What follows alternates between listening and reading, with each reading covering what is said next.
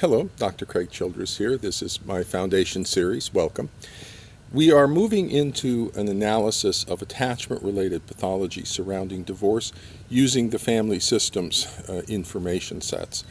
Before we enter into the family systems literature, I want to ask a favor of everyone.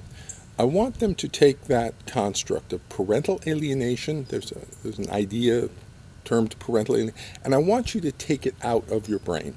Okay, I want you to remove parental alienation from your understanding and to approach the clinical understanding using the information sets of professional psychology. Now, the term parental alienation was coined and developed within forensic psychology, court-involved practice. I'm a clinical psychologist. My career is spent in clinical psychology, which is the assessment, diagnosis, and treatment of pathology. Forensic psychology is limited to anything that's court-involved. It's more of a procedural rather than a content field. And in their efforts to sort of manage the pathology that they didn't quite understand, they coined a new form of pathology they call parental alienation. Now, the construct of parental alienation does not exist in clinical psychology. And I want to emphasize that point to everyone by going back to some of my foundational books that I received as a postdoc or that I got early in my career as I entered into the field of child and family therapy. So as a postdoc, you're working with your supervisor mentors and you are assigned certain books, certain sets of information to read and acquire. And one of the foundational books we were assigned at Children's Hospital was the children's needs books. And you see developmental problems and alternatives. And this is a big, huge book about all the different types of issues facing parent and child relationships.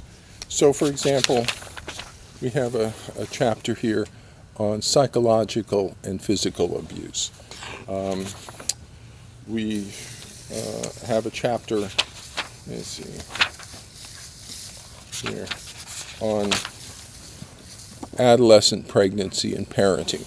So just a whole range of the type of things that we will just find in parent-child and family pathology. So just take a look quickly at the table of contents here. You'll see things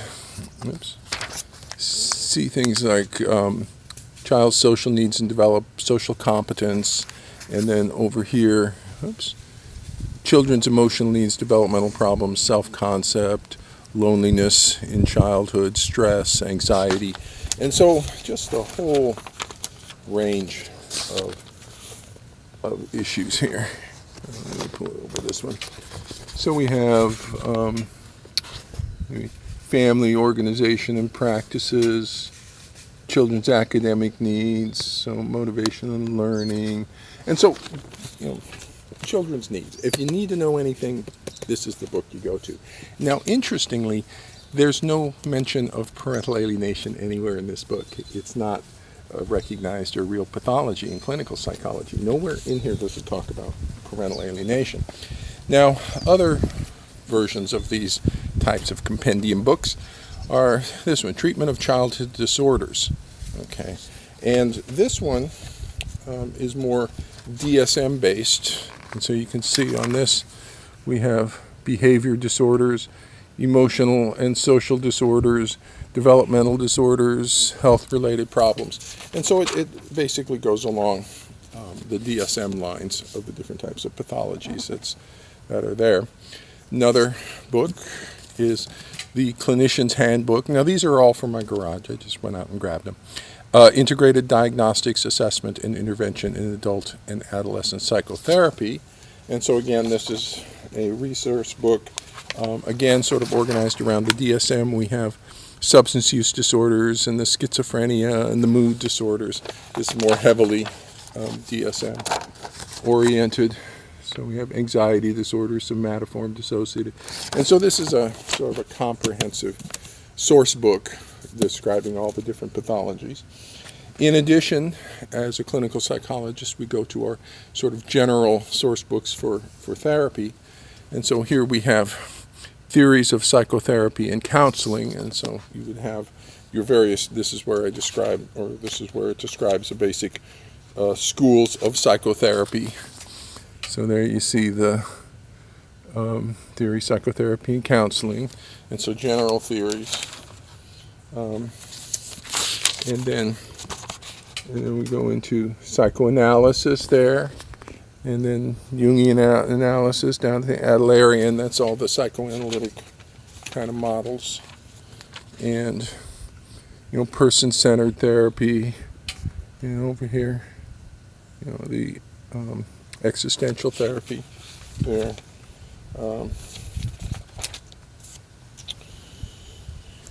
So, Gestalt therapy, behavior therapy, and rational emotive therapy here.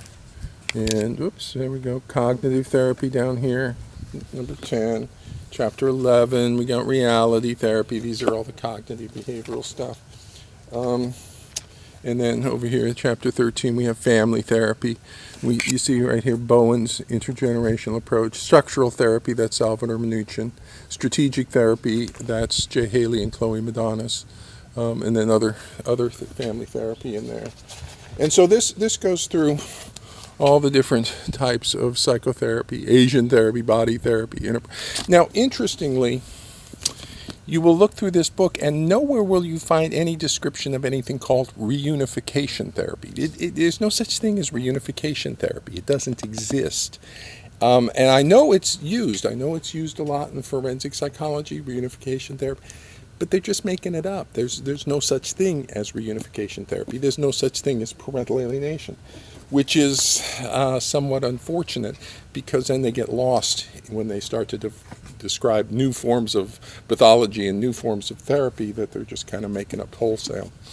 Another one of these resource books is a comprehensive guide to child psychotherapy. So there's all the psychotherapy approaches, and then something like counseling children as well.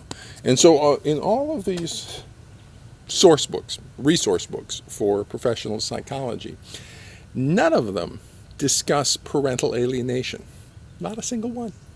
Because it doesn't exist in clinical psychology. It's a forensic psychology thing that they made up over there in the court-involved practice. And it's a really problematic construct. It's poorly defined. So as we enter into clinical psychology, I'm going to ask everyone to take that term parental alienation out of your head and put it aside. Put it up on the shelf somewhere. You can always go back and get it if you need it. But for right now, just leave it behind because we're going to be entering the world of established clinical psychology and the information sets from established clinical psychology. And we'll be starting with the information sets out of family systems therapy. So follow me along to the next video and we'll begin to open up family systems therapy.